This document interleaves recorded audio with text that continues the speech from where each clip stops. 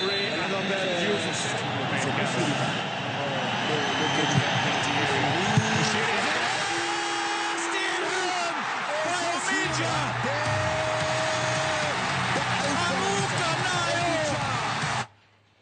Omija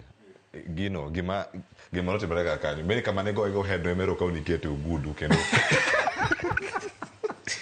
kiwacho ni cross no moko kaka nodonjo kuom Mushiri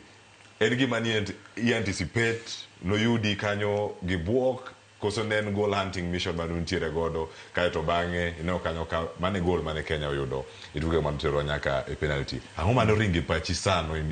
tok goal mokwongo anyawacho ni delivery mar Mushiri ne ber